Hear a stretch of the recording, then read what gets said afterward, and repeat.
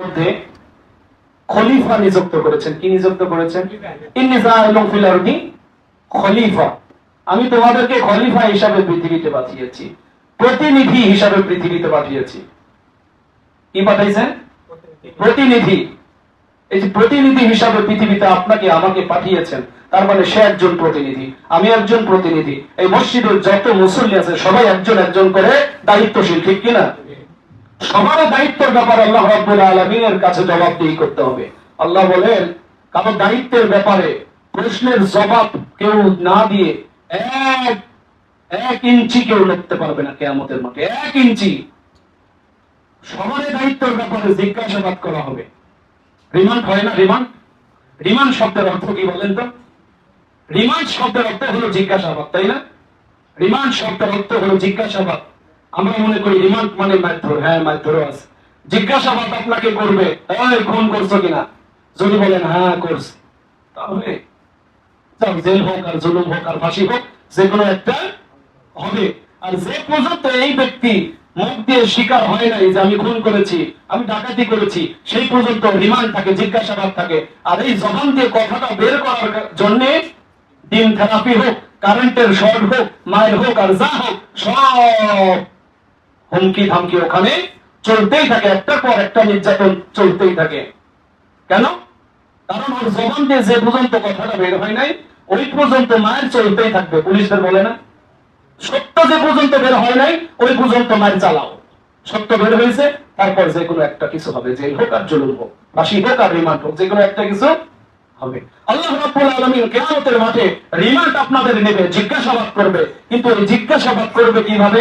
আপনাকে বলবে যে আমাকে বলবে কি, আবু রায়হান, এই যে দুনিয়াতে থাকতে এই কাজগুলো করছো?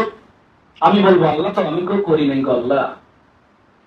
সেই দিন আমার হাত সাক্ষী দেবে, আল্লাহ ওমর যে মিথ্যা বলছে, এই যে হাত আমার দ্বারা করেছে, আমি আজকে আপনার দরবারে সাক্ষী দিলাম, এই লোকটা আমার দ্বারা এই যে মিথ্যা কাজগুলো করেছে, এই জুলুমগুলো আমার দ্বারা করেছে। জবান সাক্ষী দেবে, পা সাক্ষী দেবে, যে বিবেক দিয়ে করেছেন বিবেক সাক্ষী দিতে থাকবে। সেই দিন রিমান্ড হবে না? সম্মানিত হাজিরিন, তাহলে গত সপ্তাহে আপনাদের খেদমতে কথা বলেছিলাম সূরা আলিয়া। আজকে আপনাদের সামনে কথা বলবো সূরা দাহর। কি সূরা? দাহর। দাহর শব্দের অর্থ হচ্ছে মানব জাতি। কি জাতি? মানব জাতি। এই মানব জাতি নিয়ে 2টি সূরা আল্লাহ রাব্বুল আলামিন কুরআনুল কারীমের মধ্যে দিলেন। একটি সূরার নাম হলো সূরাতুন নাস। কি সূরা? সূরা নাস। নাস হচ্ছে বহু বচন, সমস্ত মানুষ।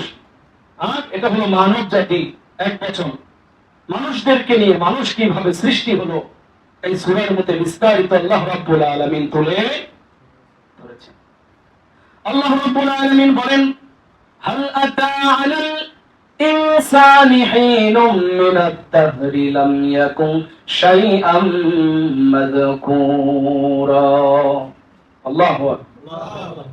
আমি মানুষকে এক সংমিশ্র বীর্য থেকে সৃষ্টি করেছি যাতে তার পরীক্ষা নিতে পারি। কথাগুলো ভালো করে বুঝবেন। আমি মানুষকে এক সংমিশ্র বীর্য থেকে সৃষ্টি করেছি যাতে তার পরীক্ষা নিতে পারি। কিয়ামতের মাঠে পরীক্ষা হবে না? যাতে তার পরীক্ষা নিতে পারি, এর উদ্দেশ্য আমি তাকে শ্রবণ শক্তি ও দৃষ্টি শক্তি অধিকার করেছি। তাকে দিলাম দৃষ্টি শক্তি আর তাকে দিলাম শ্রবণ শক্তি, দেখার শক্তি দিলাম এবং শ্রবণ শক্তি দিলাম, কর্ণ দিলাম, এটা দিয়ে যেন শুনতে পারে আর চোখ দিয়ে যেন দেখতে পারে। তাকে তো জিজ্ঞাসাবাদ করা হবে, রিমান্ড নেওয়া হবে। সে যদি পৃথিবীর নাজ নিয়ামত কিছুই নাই দেখে, তাহলে তো কিয়ামতের মাঠে আল্লাহকে বলবে, আল্লাহ গো, আমি তো কিছুই দেখি নাই, আল্লাহ আমার কান দিয়ে আমি কিছুই শুনি নাই, তাই না? এরকম বলবে না? কান দিয়ে মানুষরা বলবে, আল্লাহ আমি কিছুই শুনি নাই। চোখ না থাকলে আমার বান্দা বলতো, আল্লাহ গো আমি কিছুই দেখি নাই। এই জন্য আল্লাহ বলছে, আমি সংমিশ্রিত ভাবে মানুষকে সৃষ্টি করলাম।